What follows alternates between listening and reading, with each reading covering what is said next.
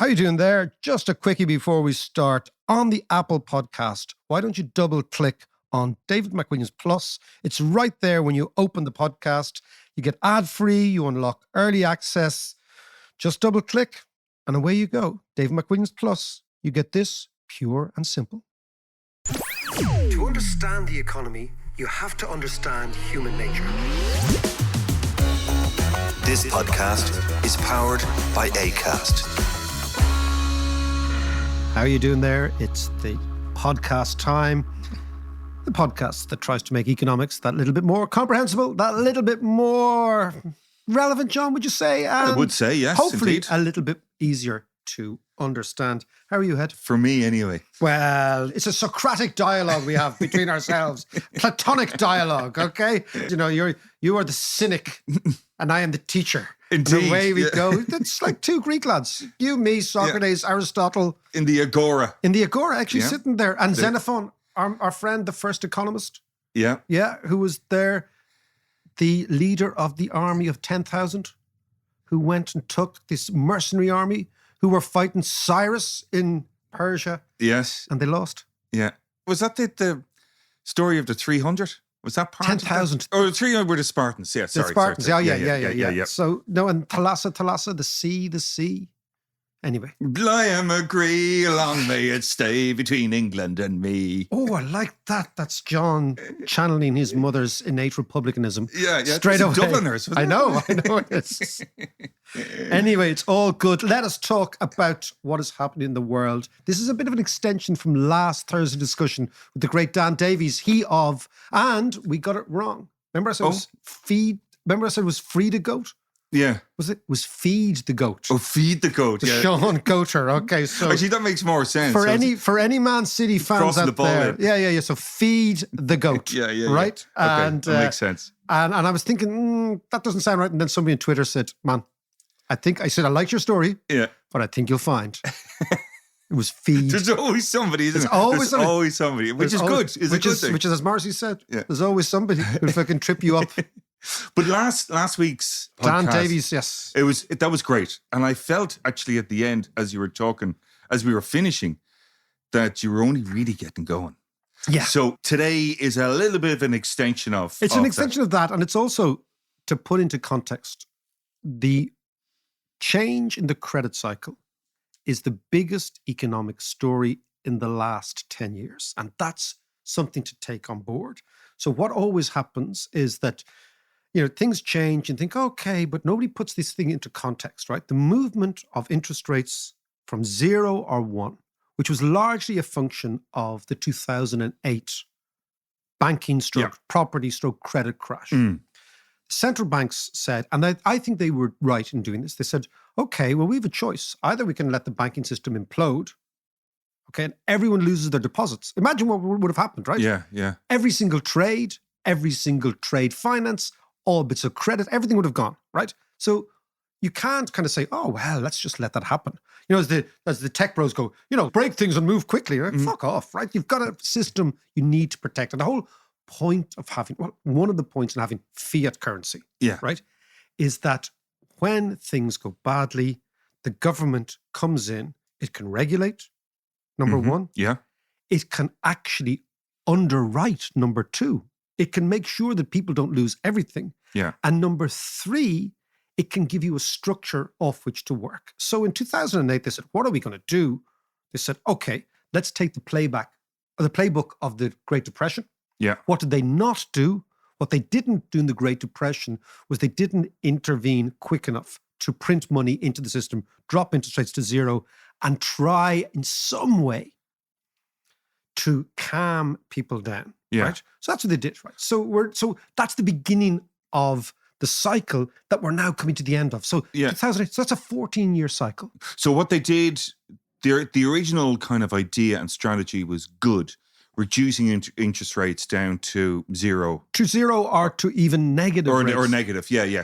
But that, and this is what we were talking about last week, and this is what we want to expand on a bit, is that in itself had huge echo across the financial system. Yeah. Some of it was good, Some and of it was bad. not so good. So or was it the fact that the cycle went on too long? But maybe you'd explain I that. suppose it's a bit like medicine and patience, right? That there are some interventions which save the patient's life, but have deleterious long-term consequences for the individual. So, for example, if you get gangrene in your toe, John, Yes. I might cut off your leg. I might save your life, but your life has changed. Yeah. So, you know what I mean? Bob Marley wouldn't do that. Bob Marley wouldn't do that, you know? Yeah. And the last live gig he played, Dalymount Park. Dalymount Park. And of course, That's right. the finest commercial marketing franchise in Ireland at the moment is not Ryanair or Ballygown. It's Bows Football Club. Yeah. I have never seen a working class club turned into such an extraordinary marketing. I remember going. You have to explain this. You have to explain this. So you and me went with my dad to Bows years ago. To Dalymount Park. It was always a bit of alien territory because we were much more Glenmalure men, right? We were much more Rovers men. But we would go over to the Bows and we'd go to the FAI Cup final in Dalymount. And Dalymount was great days. It was also a great experience. You'd be up in Philsborough and you go through the little hatch, the little arc, and in through the stand. And we would be out in the terrace, which is now the terrace beside the Phibsborough shopping centre, which I believe is closed because I haven't been up in Bows for ages. Right. But what I've been intrigued as a football fan is watching Bows morph from the club. Well, it's always been the Gypsies, so the Bohemians. So it's always had this sense of it's slightly different, okay? It's more into all comers. But the idea that now they've gone as far as having a Bob Marley T-shirt, right? Al Duffy has one. Of course he does. Yeah. Of course he does. What it is, it's a stroke of genius, of marketing genius. Yeah. So they've positioned the club away from what it used to be, or including what it used to be. Yeah. Into something else. But there is one interesting thing about Bows. There is a small group of Bows fans called the Bows Socialists, who I quite like to follow on Twitter. So actually, let's leave the Bows, John. Yeah. Okay. Probably best. We could go off on one as we could go off on generally one. do. Okay. And we will come back to gangrene. Bob Marley's gangrene. Yes, cutting off your thing. Yes, patience, economics. Right. Okay. But right. Okay. And we're back in the room. We're back in the game. Now we're back in the game. He's taking his meds. All is good. Right. Right. The brain is working again. Serious meds. Exactly. To stop the aging process. But we come back to the idea, right, that it was the right thing to do. You had to save the system, but saving the system created its own internal dynamic, right? And of course, one of those things is, as we were saying last week, when you drop the rate of interest to zero, it's impossible to know how to value a company. That's the critical factor. So the rate of interest isn't just about the price of money, it's the price of time. It signals huge amounts about what's going on in the financial industry. But I come back to what's going on. The biggest story is the collapse of tech stocks and everything involved in that. Now let's go back, right? And I use the Warren Buffett quote because it is so good. Yeah. That it is only when the tide goes out do you realize who's swimming in the nude. And what he was basically saying is that the tide of credit ebbs and flows. And when the tide is going out, i.e. when credit conditions are getting much, much tighter, then all the jiggery pokery, all the nonsense, frankly, the BS is exposed, right? And that's what he's saying. And the thing about the credit cycle is it anoints and condemns in equal measure. So on the way up, it anoints certain companies as being fantastic, right? Because everybody's not really worried about what's going on under the bonnet. It's like, oh, look at this shiny new car. It looks fantastic. Except the engine doesn't really work. But we don't look at that. It anoints, but it condemns in the same way on the way down. And it's vicious, right? So the credit cycle allows certain companies or assets, for example, on the way up to have all their blemishes overlooked. Because people say, oh, we're all on the way up. But on the way down, the credit cycle finds the holes in everybody's story. It's the ultimate buyer beware. It's the buyer beware idea, but it's amazing that it's on the way up. You know what? All your blemishes, we can figure those out. On the way down, anything that you have said is investigated. And the reason I say stories is that people think that financial markets and the economy in general, right, is a hard metrics like profits and costs and revenues. It's actually not. Financial markets are all about storytelling. And whoever has the best story wins.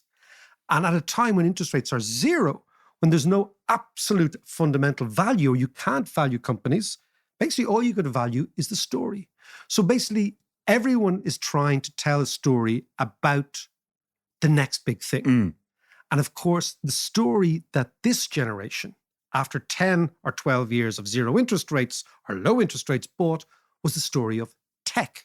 Yeah. Now, when you actually think about tech, this is a great story because it's sufficiently vague to cover a multitude of sins, right? It's also new and exciting. Yeah, it's new and it's exciting. And of course, the thing about tech is that when it's new and exciting, and when it's the new story, the people who invest in it early are not only validated, but they kind of go around as if they're visionaries, right? Yeah. As if they've seen something that nobody else has seen. Now, that, of course, creates FOMO with the rest of the crowd, and the rest of the crowd get in too late. So it's this extraordinary ability of ourselves to believe stories and move forward with those stories. But if you think of the story of tech, right? Basically, this was so all-encompassing that it managed to cover almost anything that involved how our world was being changed by 21st century engineering, data, and science, right? Yeah. Okay, so these are the facts. So as a result of that, amazingly, a company that is based on fellas on bicycles delivering pizzas could be tech.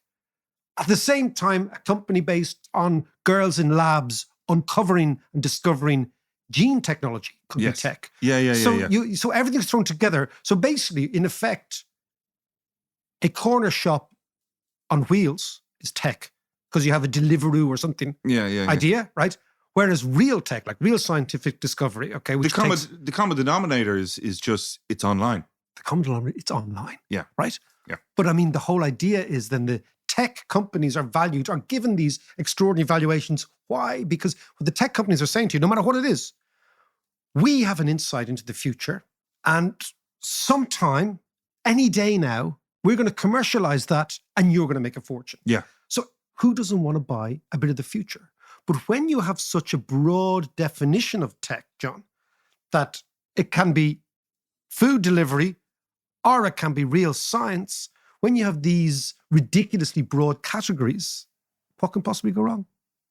Fucking everything. Right? That's the problem. Everything can go wrong, right? And the question then is, investors want a piece of the future because everyone wants to buy a piece of the future. But when interest rates go up, they start asking questions about like profits and costs and revenues, the sort of They're thing. looking for the payback, yeah. But also the sort of thing that any company that's not dealing with tech has to answer before they ever get a penny from anyone. But the problem now is that typically in the investment cycle, you should ask all those questions before you invest. Yes. But now what's happened is people are asking them after they've invested. The money is gone. Well, actually, do you know what, Mark? I was looking at a few numbers, which is always very dangerous. John crunches numbers, to check your wallet.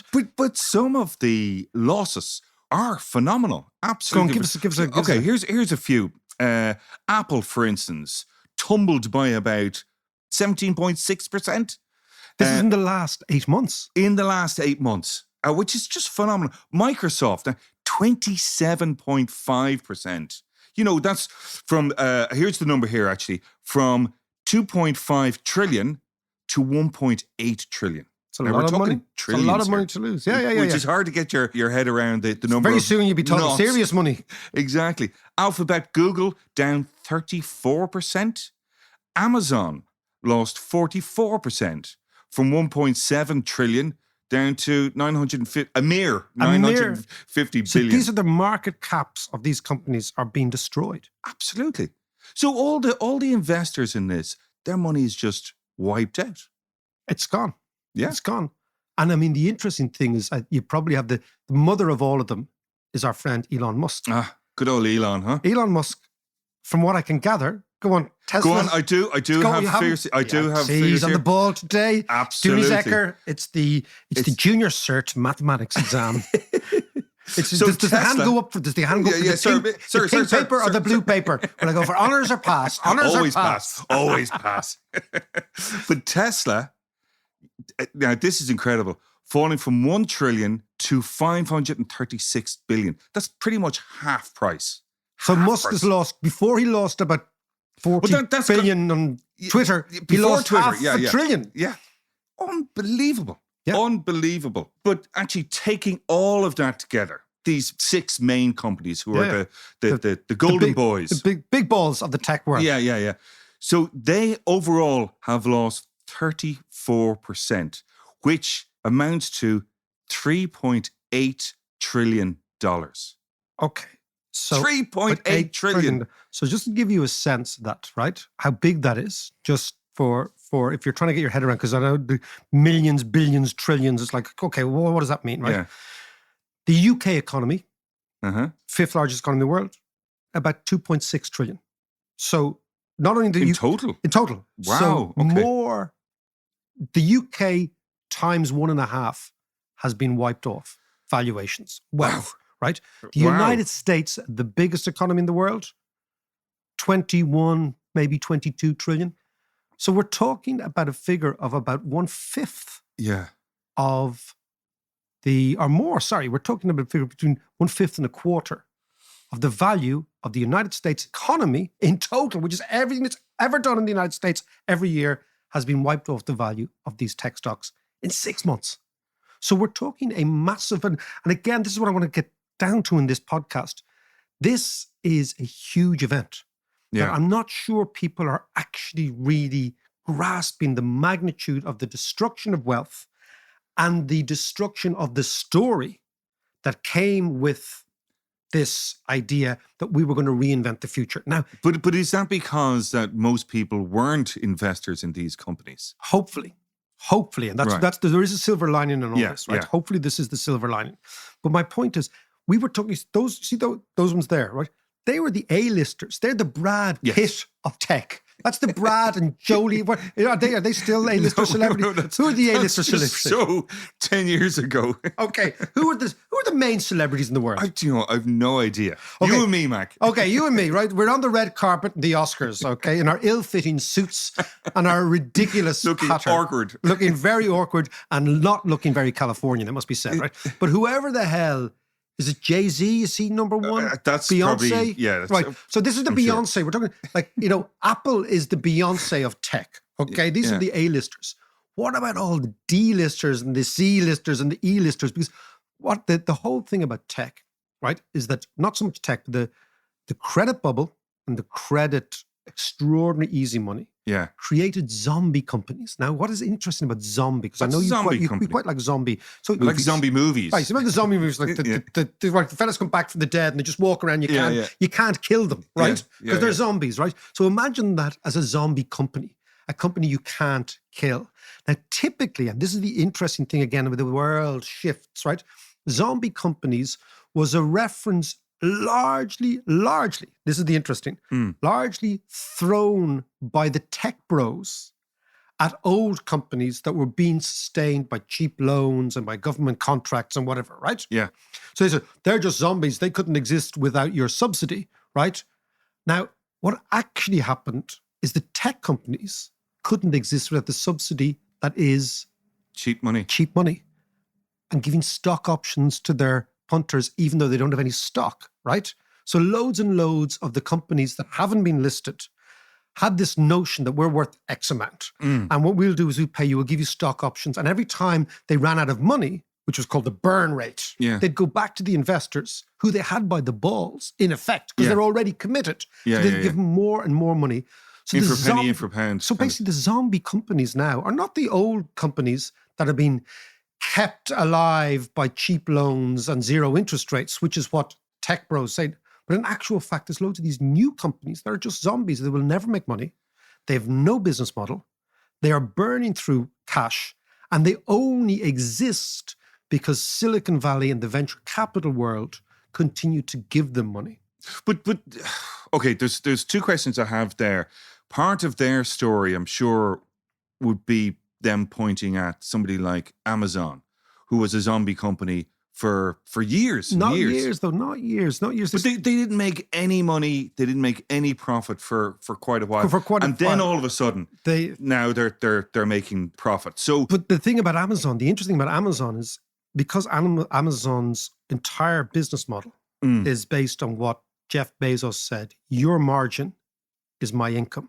So Amazon identifies every part of the supply chain that has margin, and they go after it. So they In effect, Amazon is cannibalizing all these other companies. Yes. Yeah. No. I understand But that. my point is yeah. that these are zombie companies now. I mean, they just have a chief executive who's 26, Yeah. but that doesn't mean he's not a zombie. So are you also saying then that if we didn't have zero interest rates or negative It's not even zero. If we didn't have zero interest rates, which give the venture capital world an enormous amount of money. Sure. Yeah. Yeah. So it's the venture capital world is the key here. But if we didn't have those, if the venture capital world couldn't tap into these zero interest rates, that we wouldn't necessarily have a tech boom over the last 10, Definitely 14 not. years. Definitely not. Definitely not. We'd be in a totally different place. We'd be in a totally different world, right? And I mean, interesting. part of the tech boom is going to be good, but lots of it is going to be shite. Yeah. And I mean, the worst thing was a thing called SPACs, which were the thing of last year, right? Which were these special purpose acquiring, I think, companies, right? Right. So basically, this is mad shit, right? That they said, look, a broker would come in and they'd set up a SPAC, right? And a SPAC was, you give us your money and we're going to put that money into a company that we've yet to discover. Okay. Right? But when we discover it, we'll tell you all about it. Right? Okay. Yeah. So What was that city of gold in South America? This is just the Poyas. Oh no, it's actually more Fitzgeraldo. Yes. Manaus. Yes. Now, Yeah. by the way, we could segue into a bit of 1970s, early 1980s Klaus Kinski movie talk, but no, let's park that. Yes. But by the way, if you want to see a great movie, Fitzgeraldo is one of the great movies. And of course, who was he? Fitzgerald, one of our own. Yes, of course. Okay. Played by Klaus Kinski. Mad stuff. Okay. But come back to the zombies, right? If Amazon's share price is down to the extent that you've said, I think 40%, Yeah. what is happening to these companies that make no money? Yeah. Amazon makes loads of money. Yeah. Right? Right. So all these zombies wives, and of course, the king of the zombies is the crypto stuff, right? Because not only is that, there's no business model. Yes. It's just, I pretend I've got something of value and you pretend it's worth something. So all of this stuff, because interest rates are going up, the tide has gone out, and we now see who's naked and who's not naked. And the issue is now that as interest rates rise, this is only going to get worse. Okay, before we delve into that, let's take a quick break and pay some bills. Good idea. Just before we talk about the impact on the rest of us, on the economy as a whole, you know, you're not a crypto fan. That's pretty obvious. And that's fine for a good reason But already. in fairness, John, I wasn't a crypto fan this time last year either. No, When it was all going absolutely. around. No, I understand that. But the one thing that, I mean, I'm no expert, but the one thing that does seem to be of value coming out of crypto is the whole blockchain technology. See, Now, like I say, I'm not an expert, but from what I read and what I see, that seems to be where the value is, as opposed to the bleeding coins themselves. No. Look, I take the point, right? That certain new money evangelists, let's call it, right, have said that the blockchain is this game changer, right? Now, the blockchain, when you actually think about it, it's only a ledger. Okay? Now, imagine, remember we talked about the Ishtango bone, right?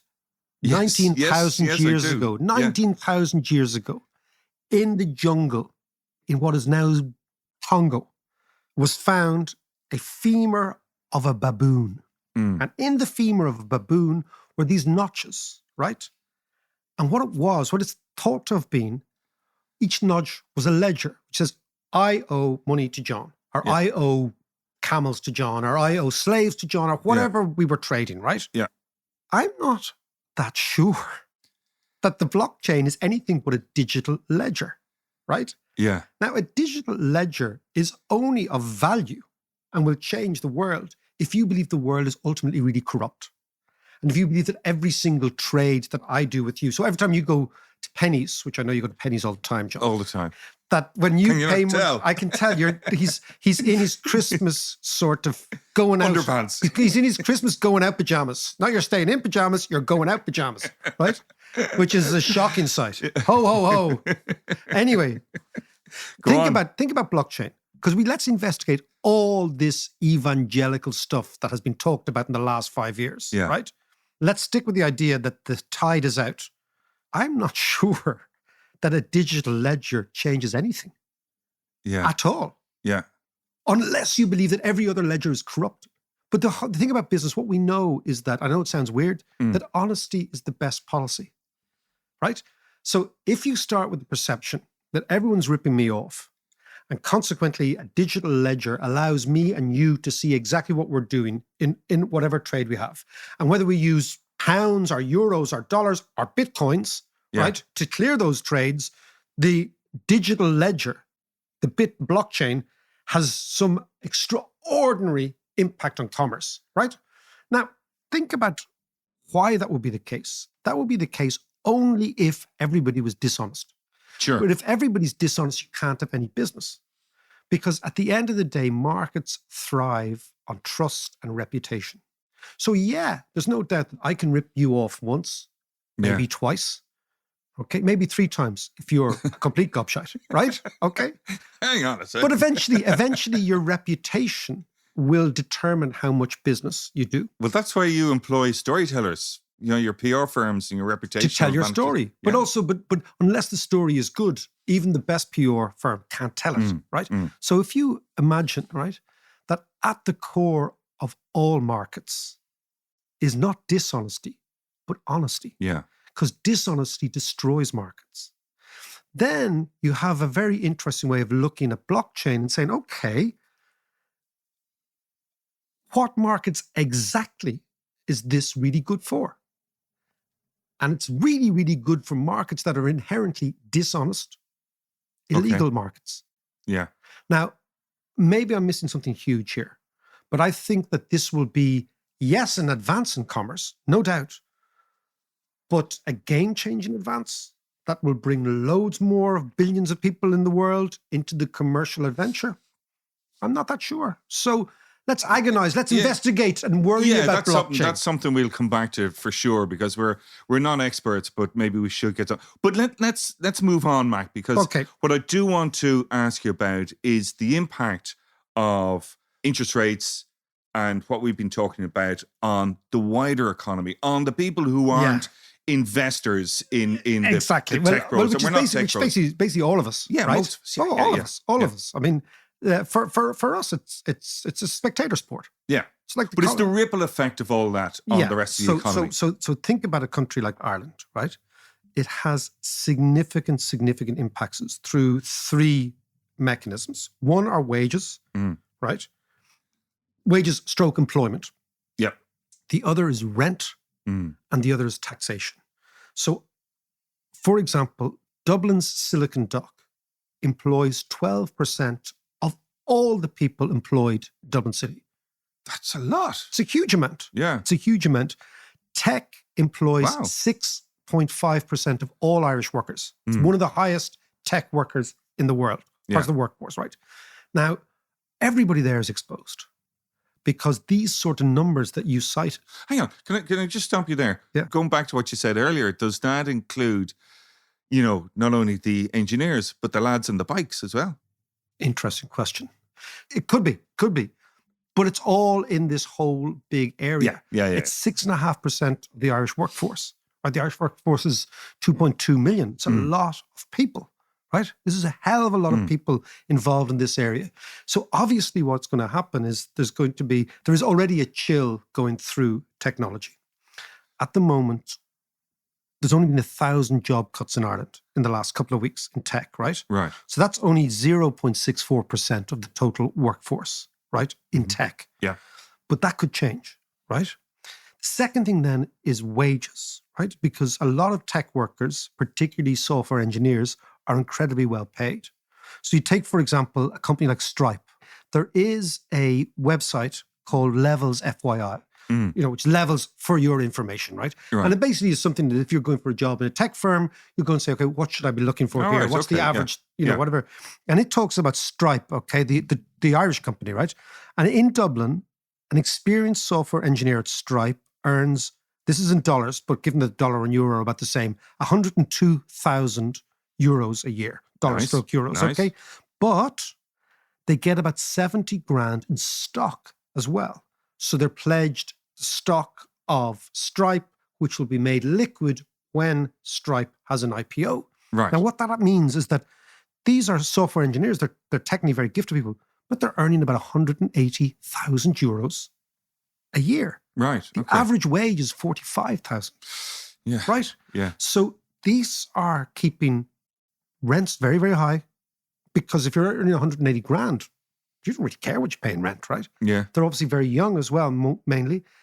They're the sort of people who are keeping all those tiki bars open.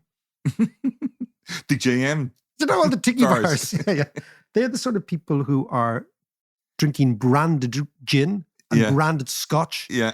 They're going to high-end restaurants in Dublin because you need that sort of money, right? So when people say, how can restaurants in Dublin get away with X, Y, because they're so expensive? Yeah. If you've a young couple with no kids and you're both working as software engineers, this is not representative. Yeah. So the very, very top end, expensive restaurants are what you It's do true. on Oh. This night, Yeah. right? This what you is do. San Francisco territory. Exactly. That's what's happening. Yeah. And the tech guys will have brought up the cost of rents and the cost of playing that upscale game, if that's what you want to do. Mm. If, on the other hand, you want to go to McKenna's for a few pints like us, you don't necessarily meet that many tech bros. Okay? Chipper There's afterwards. not that many tech bros in the bar, right? Yeah. But in town, definitely. So you can see how that would percolate down quite quickly, right? Mm. And then, of course, the big one is tax, right? Ireland this year, Ireland will have, when everything washes out, probably raise about 22 billion euros in tax from multinationals. Nice. Right? Yeah. Let's say 80%, 70% of that will be in the tech space, Mm. right? We are talking about huge numbers, maybe 3,000 to 3,500 euros per citizen in tax comes from tech. Right. Right. Okay. Yeah. Now, if that were to fall, if those falls in share prices were to reflect falls in revenue and consequently falls in profits and falls in corporation tax, then of course the corporation tax looks quite fragile in the face of this. Mm. The other side of that is to think that maybe this will not happen because the big ones are still profitable. It's not that they're not profitable, it's just the future, which is where the share price is priced, doesn't look as rosy. Yeah. But I mean, for Ireland, wages, rents, now the good thing is, for society, it is a good thing that the disparity in incomes are brought down. Because ultimately what you're doing is the people, for example, who are earning these huge amount of money are the people who are, as you'd say, resting on their laurels, having been tech investors. Yeah. Okay? They're not representative of the average person.